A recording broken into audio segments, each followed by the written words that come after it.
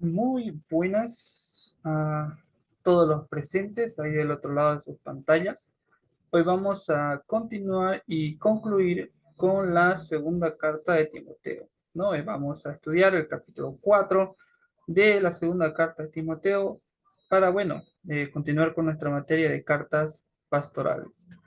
Muy bien, entonces como recomendamos cada clase, espero que tengan listas sus Biblias, un cuaderno de apuntes para hacer ya sea sus preguntas, anotaciones, para hacer luego sus aclaraciones en el grupo de la materia o en los comentarios de este video, ¿no? Entonces, vamos entonces a continuar, vamos a iniciar entonces leyendo nuestras Biblias ahí en casa, vamos a leer una porción.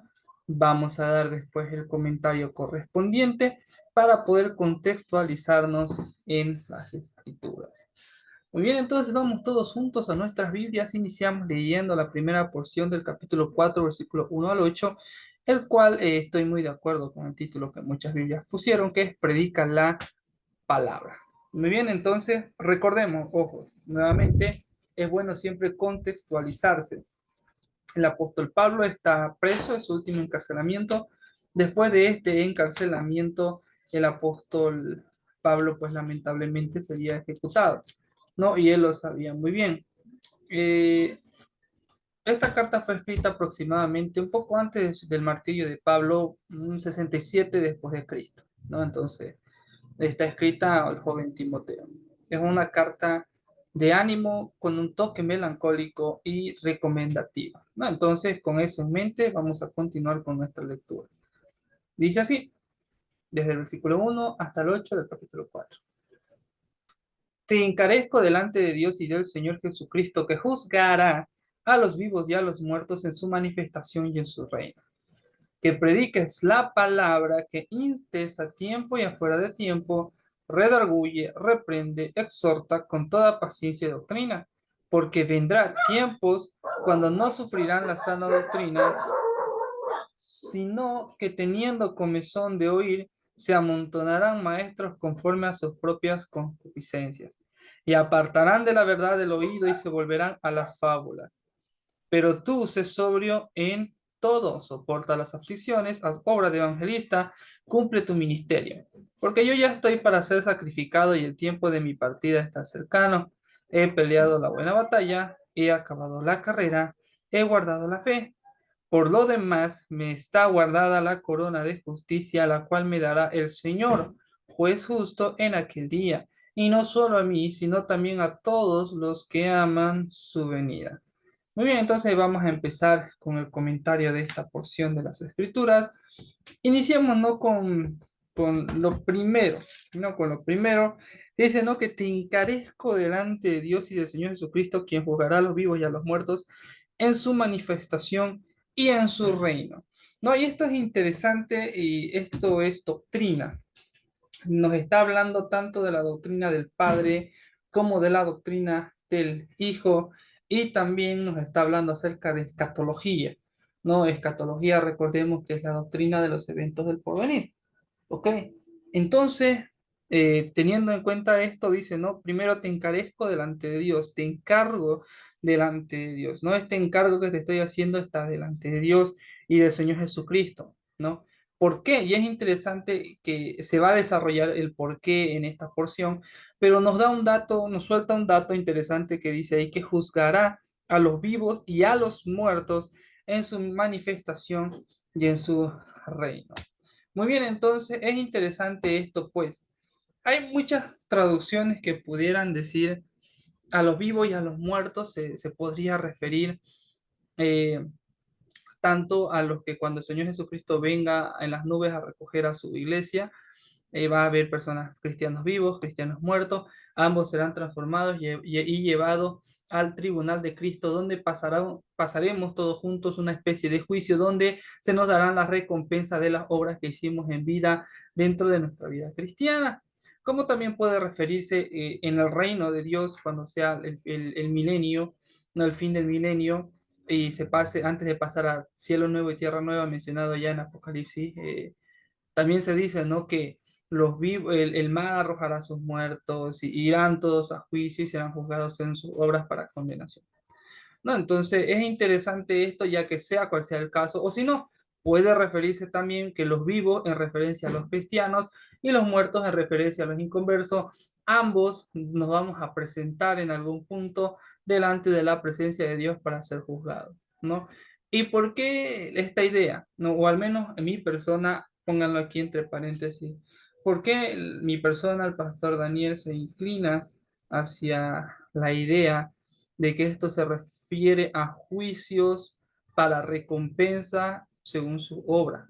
Recordemos, la salvación es gratuita, ya por decirlo de alguna manera, ¿no? La salvación no se gana, ¿ok? Todo aquel que acepta al Señor Jesucristo como su único Salvador, pues automáticamente es salvo. Pero las obras que nosotros hacemos en vida, esas serán recompensadas en el cielo.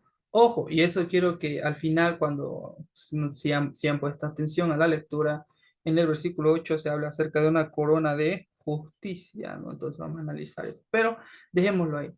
Que este mandato está dado para Timoteo delante de Dios y el Señor Jesucristo, los cuales juzgarán a los vivos y a los muertos en su respectivo juicio.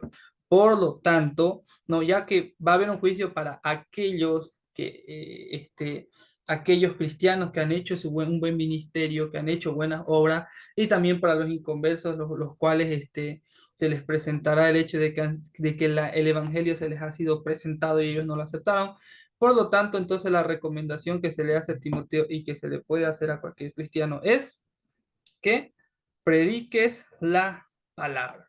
No, recordemos que el ministerio principal de Timoteo, al parecer, es la predicación, ¿no? Predicación. Hay una gran diferencia en términos y aplicaciones acerca de predicar y evangelizar. Predicar es un término usualmente utilizado para las actividades de enseñanza dentro de las iglesias. Y el evangelismo es la actividad, pues, del anuncio del evangelio fuera de las iglesias o para los inconversos. Por lo tanto, podemos concluir que aquí Pablo está haciendo énfasis a su ministerio principal, el cual es de la predicación de la palabra. Bueno, dicho de otra forma, cumple tu ministerio, predica la palabra, ¿no? Haz lo que te corresponde hacer por el don que se te fue dado, ¿ok? Entonces, como las obras del cristiano serán juzgadas allá en la presencia del Señor en el tribunal de Cristo, pues entonces hay que cumplir el ministerio que se nos encomendó hacer. En este caso, Timoteo es la predicación de la palabra, y en el caso de cualquier otro cristiano, según el don que se les ha conferido y el ministerio que se le permite realizar, lo mejor es realizarlo de la mejor forma, hacerlo, ¿no? Hacerlo. Y también dice que instes a tiempo y fuera de tiempo, ¿no? Que instes, que hagas de estas cosas, que prediques aquello, ya sea a tiempo, o sea, en el horario que te tiene que hacer, o fuera de tiempo. ¿Por qué? No, ¿por qué? Porque recordemos que, y esto es algo también que muchas veces confundimos o malinterpretamos, ¿no? El ministerio que se nos fue encomendado a los cristianos, ¿no? ¿Sí? Es para la gloria y honra del Señor Jesucristo y la edificación del cuerpo de Cristo, o sea, de la iglesia. Ok. ¿No? Entonces podemos concluir que la utilización de nuestros dones a través de nuestros ministerios se tienen que dar para con la iglesia del Señor Jesucristo, todo a favor del Evangelio. Muy bien. Ahora, cuando la iglesia se reúne, podríamos decir, nuestros días de culto, sean domingo, jueves, miércoles, sábado, ¿no? Entonces ahí tenemos, ese es el tiempo para poder poner en práctica y en utilidad nuestros dones y ministerios. Perfecto. Pero recordemos que cuando la iglesia deja de reunirse, o sea, termina su horario de culto, no deja de ser la iglesia, ¿ok? Vuelven a salir a la vida secular, pero siguen siendo la iglesia. Y por lo tanto, el ministerio no solamente se va a centrar dentro de la iglesia en sus reuniones, sino también fuera de ese tiempo, ¿ok?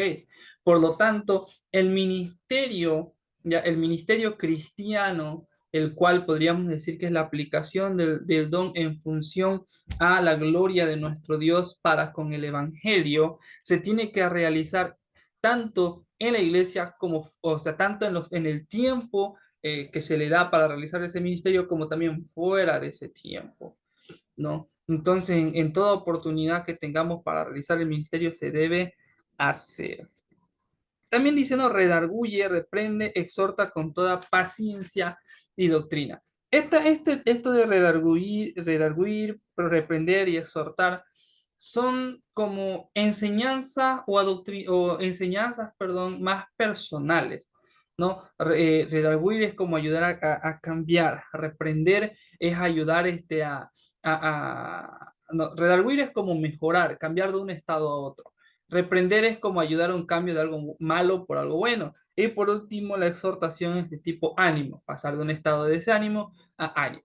Ok, cada una de estas cosas está relacionada al ministerio personal que Timoteo estaba llevando. Y la forma de hacerlo es con paciencia y doctrina.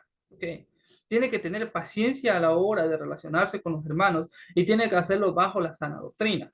Ok, entonces de la misma manera nosotros a la hora de aplicar nuestros dones, tenemos que hacerlo de tal manera que tenemos que trabajar con la persona, que el ministerio que realicemos tiene que ser para redarguir a estas personas, tiene que ser para ayudarlos a reprender, ¿no? Para a exhortar, ¿no? Entonces el ministerio que tenemos, y tenemos que hacerlo con mucha paciencia, ¿no? Porque recordemos que trabajar con personas siempre es complicado y aún más cuando se vive una situación complicada dentro de la sociedad, por lo tanto el siervo tiene que tener paciencia a la hora de realizar pues lo que le toca hacer.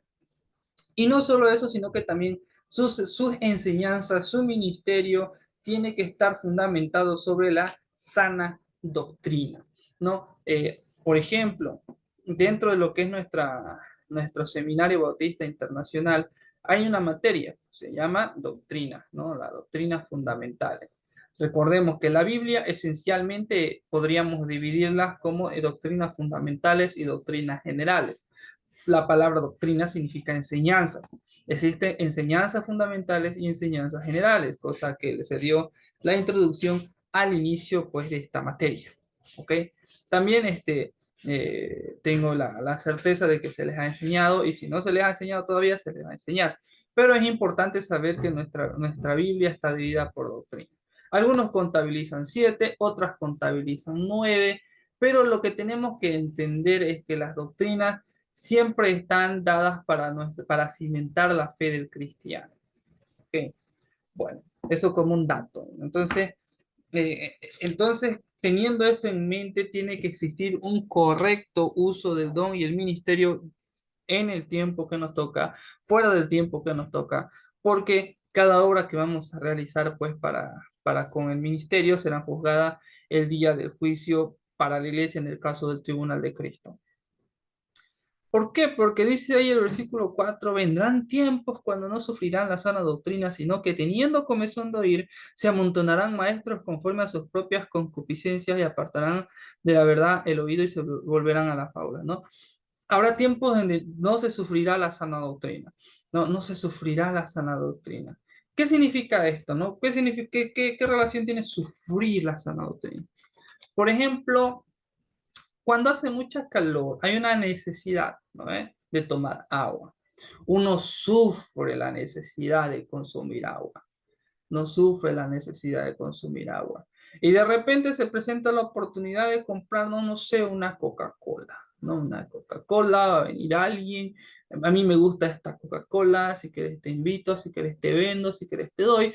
Uno la toma la Coca-Cola, pero tenemos que, y sabemos todos que más sano es el agua, ¿no? Más sano es el agua.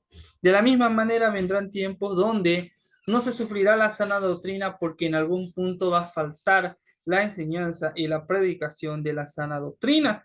Entonces la gente va a tener comezón de oír esa necesidad de escuchar de la palabra y pues ahí van a aparecer estos oportunistas que dice se amontonarán maestros conforme a sus propias concupiscencias. Recordemos que concupiscencia es el deseo personal, ¿no? Cada maestro se va a acercar con un deseo personal, el cual nada tiene que ver con la sana doctrina, ¿no? Y van a venir a enseñar, y no solo esto, sino van a apartar de la verdad del oído y se volverán a la fábula, a los cuentos, a los cuentos. Por eso es muy importante que sin importar el ministerio que se lleve, es imprescindible que el cristiano sepa de doctrina. No, y realmente es muy triste saber, ver la realidad de muchas de nuestras iglesias donde los hermanos, el hermano de a pie, me gusta decir, ¿no? ¿Cuál es este hermano de a pie? Es aquel el cual, pues cristiano, va a la iglesia y es suficiente. No que este cristiano, que este hermano no conoce su Biblia, no conoce doctrina. ¿No? Entonces, los maestros o a quienes, o no solo los maestros, cualquier hermano que pretenda desarrollar cualquier tipo de ministerio, este debe conocer la doctrina, ¿no? La doctrina. ¿No? Y entonces, ahí anótense, va a ser una tarea especial para poder iniciar para poder iniciar Tito, que mencionen las doctrinas fundamentales que se enseña tanto en nuestras iglesias como en el seminario y pongan al ladito ¿de qué trata esa doctrina? Así, bien chiquitito, ¿no? Una idea general de cada una de las doctrinas que las mencione. Son 7, son 8, son 9. Sorpréndanme, ¿ok? Sorpréndanme. Muy bien. Es importante conocer las doctrinas, ¿no? Es importante conocer las doctrinas. Ok, entonces ahí tiene que haber esta enseñanza. Hay gente que quiere escuchar, hay gente que necesita escucharla. Pero dice ahí, bueno, pero tú, sé sobrio en todo, soporta las aflicciones, haz obra de evangelista, cumple tu ministerio, porque yo ya estoy para ser sacrificado y el tiempo de mi partida está cerca. He peleado la buena batalla, he acabado la carrera, he guardado la fe. Sé sobrio en todo. La palabra sobrio, recordemos que es el antónimo de ebrio, ¿no? Ebrio. Ebrio es una persona la cual está bajo las influencias del alcohol y por lo tanto no cuenta con su juicio cabal para realizar cualquier acción. Sobrio entonces es ausencia de alcohol, el cual está con sus 5 sentidos para tomar cualquier acción. Por lo tanto, sé sobrio, cauteloso, ¿sí? Estate con tus 5 sentidos, realiza el ministerio con los 5 sentidos, ¿no? Y también le dice, soporta las aflicciones, van a venir momentos difíciles, sí o sí van a venir momentos difíciles. Y algo que siempre repito es, los momentos malos van a pasar, los momentos buenos van a pasar, pero siempre debe perdurar nuestra comunión con Dios. Van a venir momentos difíciles, hay que soportar las aflicciones. Haz obra de evangelista, ¿no? Muchas veces he escuchado, hermanos, vamos a testificar, vamos a hacer esta obra de evangelismo. No, yo ya soy maestro, yo ya estoy cumpliendo con mi deber, ¿no? Con mi deber. No, Timoteo aquí era el pastor de una iglesia encargado de un ministerio específico y le dice, haz obra de evangelista. El evangelismo nunca está de más, nunca es un plus, es una obligación. Todo ministerio en una iglesia local debe ser dado en pos para el evangelismo.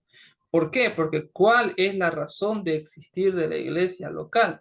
¿Cuál es el propósito principal de la iglesia local? Como dice Hechos 1:8, y dice testigos a todas, ir y predicar y ser testigos. Hay que ser testigos, dar el testimonio del Señor Jesucristo. Y cada actividad y ministerio dentro de las iglesias locales deben ser dados en función de ser testigos del evangelio a las personas que nos rodean, hacer obra de evangelista. También sigue diciendo, no, yo ya estoy para ser sacrificado, dice Pablo, y el tiempo de mi partida está cercano, ¿no?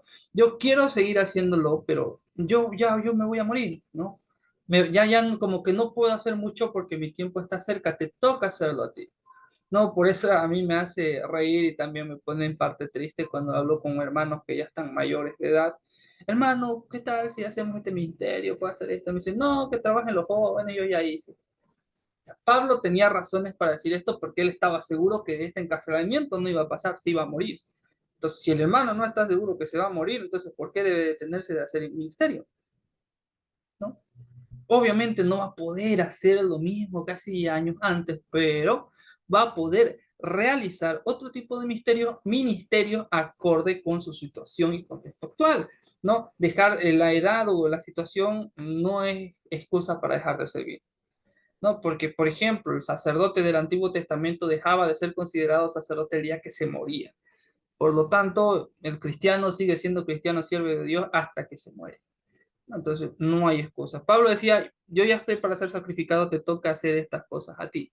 Porque dice, ya he peleado la buena batalla, he acabado la carrera, he guardado la fe, he peleado la buena batalla y acabado la carrera.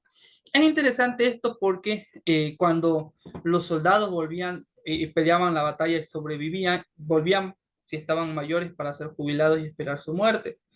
Aquel que acababa la carrera era aquel que se había preparado lo suficiente para poder llegar a la meta que se les pone para que ellos puedan realizar. Por lo tanto, el hecho de que Pablo diga esto da a entender que ya su tiempo había concluido y que le era necesario, ya le va a ser necesario, como que ya no va a poder. Yo hice lo que tuve que hacer y por último hice he guardado la fe, la he guardado con todo mi corazón. He hecho lo que tenía que hacer. Por eso es que dice, por lo demás, me está guardada la corona de justicia, la cual me dará el Señor juez justo en aquel día, y no solo a mí, sino también a todos los que aman su venida. La corona de justicia. Esta palabra corona es como la condecoración que se les daba a estos atletas que participaban en los juegos que se jugaban en ese entonces. Hoy en día se dan medallas, ¿no? Y un premio monetario. En esos tiempos, aparte del estatus que ganaban, pues se le daba una corona de laurel, el cual era la representación de su esfuerzo y el haber ganado la carrera o disciplina que les tocaba desarrollar, ¿no?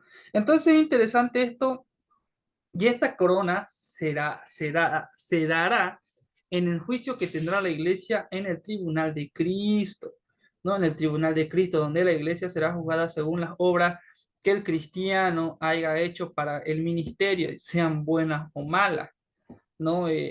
Primera de Corintio habla sobre eso, acerca de que las obras pueden ser como eh, heno, hojarasca, madera, piedras preciosas, oro y plata, todo será pasado por fuego. ¿No? Entonces, todas las obras que el cristiano haga serán pasadas por fuego para ver cuál permanece y cuál no.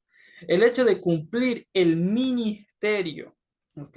El hecho de cumplir el ministerio como tal, pues el cristiano se va a ganar una corona de justicia. Y la pregunta es, ¿para qué es esa corona? ¿Ok?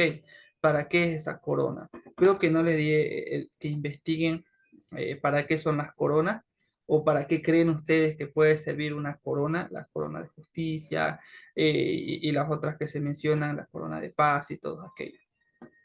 Este tema de las coronas lo vamos a dejar para una clase presencial, ya, así que anótense ahí si quieren. Esta pregunta ya no es para que me presenten un informe, sino para que vayan investigando y el día que nos juntemos de forma presencial, yo creo muy pronto, antes de que acabe julio, vamos a debatir acerca de este tema de las coronas, ¿ok? Entonces anótense, vayan averiguando cuántas coronas hay registradas en la Biblia que el cristiano puede ganar y para qué van a servir estas coronas en el cielo, qué representación tienen, ¿ok? Entonces ahí anótense para ello. Muy bien, entonces eso, ¿no? Entonces gana, aquel que cumple su ministerio va a ganar una corona, dice acá. Siguiente porción, el cual se les titula como instrucciones personales. ¿No? Dice la palabra del Señor. Procura venir pronto a verme, porque Demas me ha desamparado, amando este mundo y se ha ido a Tesalónica. Crescente fue a Galacia y Tito a Dalmacia. Solo Lucas está conmigo. Toma a Marcos y tráelo contigo porque me es útil para el ministerio. A Tíquico lo envía a Éfeso. Trae cuando vengas el capote que te dejé en Troas en casa de Carpo y los libros mayormente los pergaminos. Alejandro el calderero me ha causado muchos males. El Señor le pague conforme a sus hechos. Guárdate tú también de él, pues en gran manera se ha opuesto a nuestras palabras. En mi primera defensa, ninguno estuvo a mi lado, sino que todos me desampararon, no les he tomado en cuenta. Pero el Señor estuvo a mi lado y me hizo fuerzas para que por mí fuesen cumplida la predicación y que todos los gentiles oyesen. Así fui librado de la boca del león. Y el Señor me librará de todas obras malas y me preservará para su reino celestial. A Él sea la gloria por los siglos de los siglos. Amén. Entonces es interesante cómo va terminando esta porción. Lo primero, lo primero que se dice, procura venir pronto a verme, ¿no? Pablo estaba consciente que iba a morir y quería verlo a Timoteo, tal vez para hablar y tocar temas esenciales, que tal vez no se tocaron en estas dos cartas. También hay una mención de diferentes personajes y lo vamos a mencionar así por encima, ¿no? Se nos menciona a Demas, el cual se alejó de la vida cristiana, ¿no? Se está en Tesalónica. Se menciona a Crescente, el cual está en Galacia, en la iglesia de Gal de los Gálatas, y Tito en Dalmacia, ¿ok? Tito, del cual nos va a hablar en la siguiente carta. ¿No? Entonces si se nos menciona por un lado a una persona que es lo suficientemente, podríamos decir así, relevante en el ministerio, porque estamos hablando desde el inicio de este capítulo sobre la aplicación del ministerio. Por lo tanto, podemos intuir, siguiendo la línea de este capítulo o de esta porción, que el primer nombre, el cual es el de Demas, se apartó del ministerio, pero Crescente y Tito siguen en el ministerio. ¿Ok? Entonces, por ese lado. Ahora, pero ahora, si bien ellos se fueron a estos lugares, uno al parecer alejándose de la iglesia y los otros a seguir su ministerio, dice, solo Lucas está conmigo. ¿Quién es Lucas? Lucas, pues, él es el escritor del Evangelio de Lucas y del libro de Hechos de los Apóstoles, el cual Lucas, según los registros que se tiene, él era un doctor. Es muy probable que Pablo también estuviera enfermo, aparte de estar un poquito avanzado de edad, necesitaba una asistencia médica. Entonces Lucas estaba con Pablo. También destaca Marcos, ¿no? Y es interesante, ¿no? Este nombre de Marcos. Dice, ¿no? Que se piensa que fue el autor del Evangelio de Marcos y era primo de Bernabé. No sé si recuerdan, si no me equivoco, por allá, más o menos por Hechos, capítulo 13, capítulo 15, se nos habla que Bernabé y Marcos eran primos. Y bueno, ellos estos tres estaban saliendo, pero en algún punto del viaje Marcos se desanima, y por lo tanto Pablo se enoja y por culpa de Marcos, podríamos decir de alguna manera, Pablo y Bernabé toman caminos diferentes, ¿no? Entonces como que pareciera que ahí hubo un roce en la fricción. Si bien Pablo era un apóstol, seguía siendo una persona que tal vez tuviera sus diferencias a la hora de actuar y por lo tanto se hubiera molestado con Marcos, ¿no? Con Marcos. Y bueno, entonces le dice aquí, toma Marcos y tráelo conmigo porque me es útil para el ministerio. Wow, esto es impresionante. Recordemos que estamos hablando sobre la aplicación y la utilidad del ministerio. Si bien Marcos no fue útil antes por X o Y razón, porque se desanimó, eso no quiere decir que él quedó descalificado para siempre del ministerio. Ahora Pablo dice, tráemelo porque es útil ahora. Aparte de que arregló ya sus problemas o diferencias tal vez que tuvieron con Marcos, ahora le es útil. Las cosas del pasado que pudieron ocurrir, si bien son pecados y podrían de alguna manera decir que son huellas que no nos dejan en paz, pero eso no debería ser lo suficientemente grande como para dejar de servir de alguna manera, para dejar de ser útil. Aquí Marcos es la prueba. También dice acá, ¿no? A Tíquico lo envía a Éfeso, ¿no? Tenemos información de Tíquico en otra obra. También Tíquico fue a Éfeso, donde estaba pues Timoteo, estaba en Éfeso, o al menos eso se cree que él era pastor de la iglesia de Éfeso. Entonces Tíquico está yendo a ayudarle. Le trae cuando venga el capote que dejé en Troas en casa de Carpo. Un capote era un baúl, no utilizado pues para guardar documentos, libros. ¿Y por qué no? Y los libros, mayormente los pergaminos. Tráete los pergaminos, los libros que quiero seguir estudiando. Se quiere seguir preparando, pero si pronto se va a morir, ¿para qué? Bueno, aún no está muerto, aún puede prepararse, aún puede hacer ministerio en el tiempo que le queda. No, es que es muy triste igual escuchar, hermano, ¿no le gustaría seguir preparándose de hace tiempito, agarrar una u otra materia en el seminario o una u otra clase por ahí? No, ya no, ya estoy mayor, ya no, ¿para qué? Bueno, Pablo aquí nos da el ejemplo de que él ya sabe que está cerca a su final, pero quiere seguir preparándose. Sí, siempre es bueno para seguir preparándose en el Señor. Y por último habla de Alejandro. ¿Se acuerdan de Alejandro, Himeneo y Alejandro de Timoteo 1, el cual ya no se menciona aquí en Timoteo 2, pero, o sea, no se menciona junto a Himeneo y a Timoteo 2, pero se nos menciona acá, que dice, Alejandro el calderero me ha causado muchos males, el Señor le pague conforme a sus hechos. No, el calderero ha hecho muchos males, bueno, el Señor le va a pagar conforme, ¿no? Al igual que que el cristiano que sigue su ministerio, sigue la voluntad de Dios, recibirá sus recompensas, pues del otro lado también el cristiano que se aleja y causa más males que bienes, también recibirá pues lo que se merece de parte de Dios. Y la recomendación que se da ya ahora entrando al ministerio dice, guárdate de tú también de él, pues en gran manera se ha puesto nuestras palabras, ¿no? Con este tipo de personas que no se quieren arrepentir y que están más para perjudicar que otra cosa, y ya sé, porque es muy probable que Pablo habló con él, luchó con Himeneo, y aún así no, es mejor dejarlo, ¿ok? Es mejor dejarlo. Si la persona no muestra una pizca de arrepentimiento, es mejor dejarlo a un lado y trabajar con aquellos que sí quieren trabajar.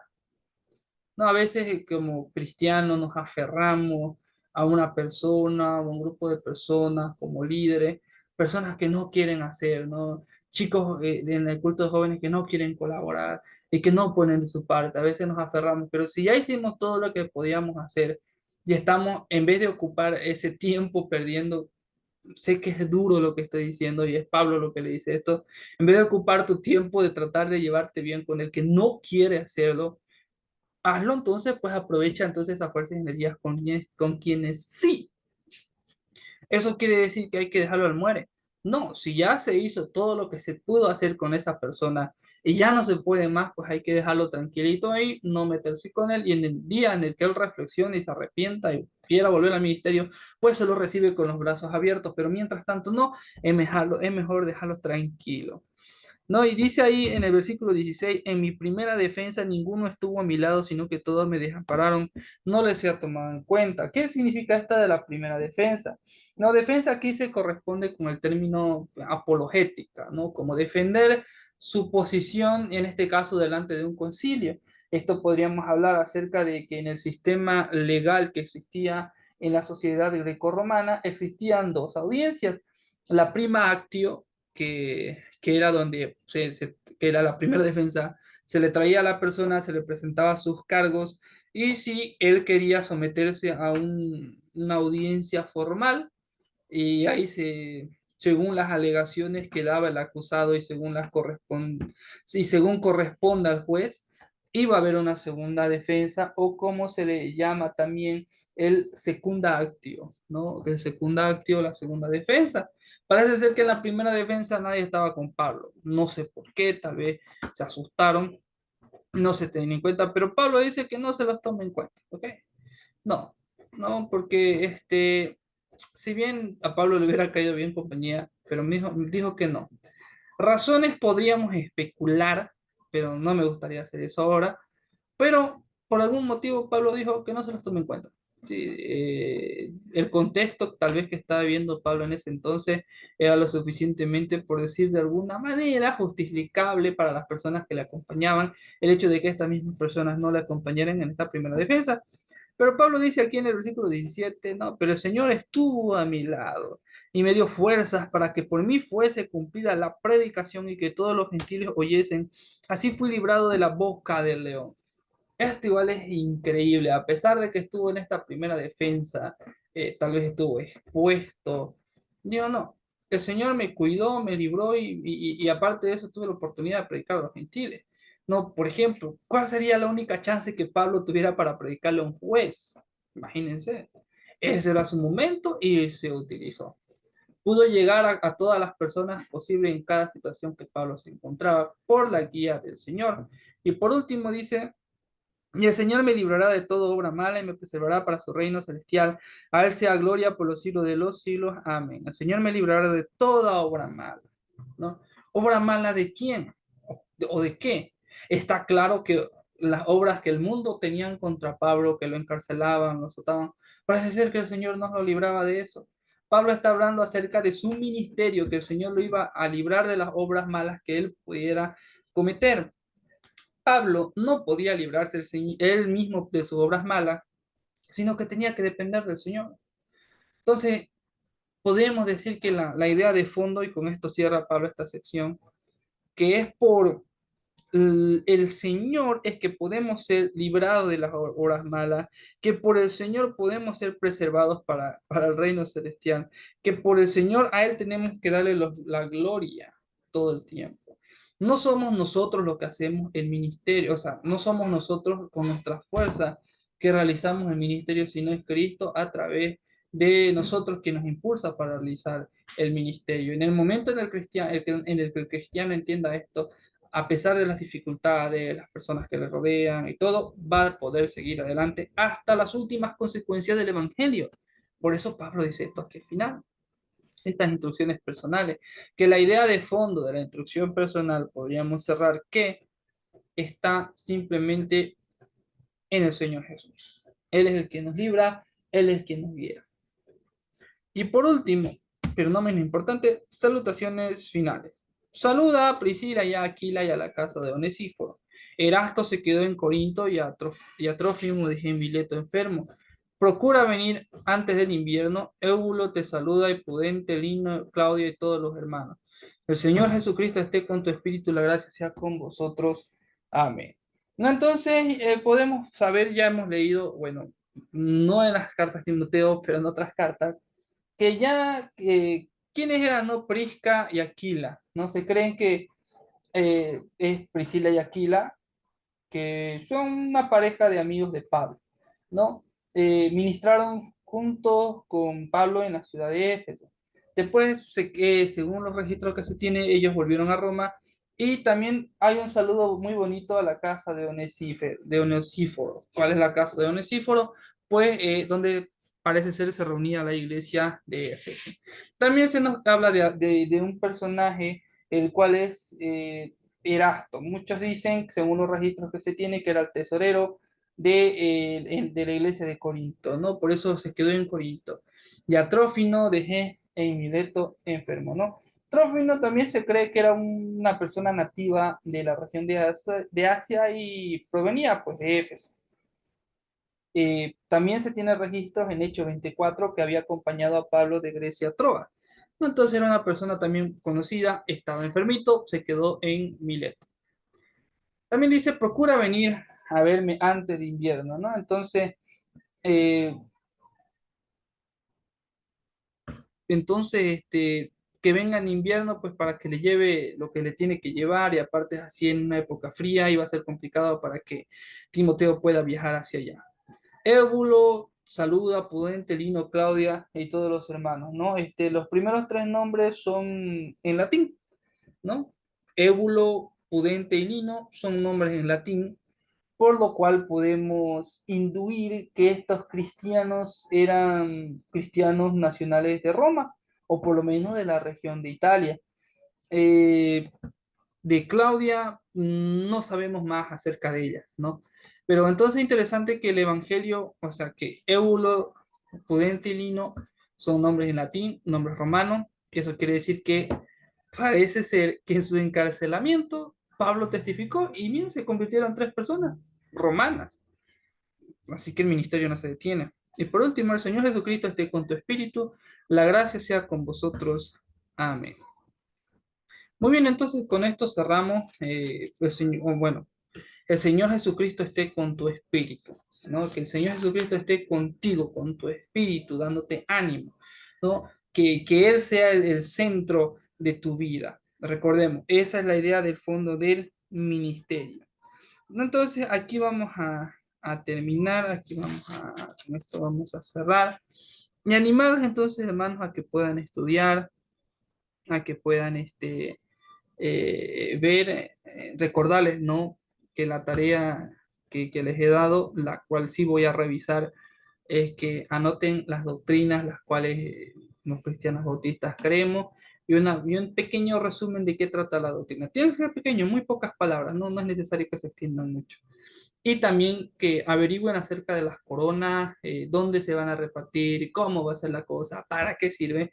Y eso lo vamos a debatir y discutir un día que nos juntemos pues, en el seminario en una clase presencial.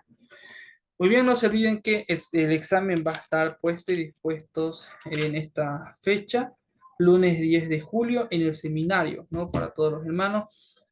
Pueden dar su examen en el transcurso de esta semana, ¿ok? Tienen una semana para darlo. Y bueno, aparte de la tarea de las doctrinas, no se olviden de realizar la otra tarea que es la investigación de los capítulos, el primer capítulo de Tito, ¿no? Título para la próxima clase. Muy bien, eso sería todo. Que tengan un muy bonito y bendecido día. y que bueno, que el Señor siempre los acompañe y será conmigo hasta la próxima ocasión. Bendiciones para todos.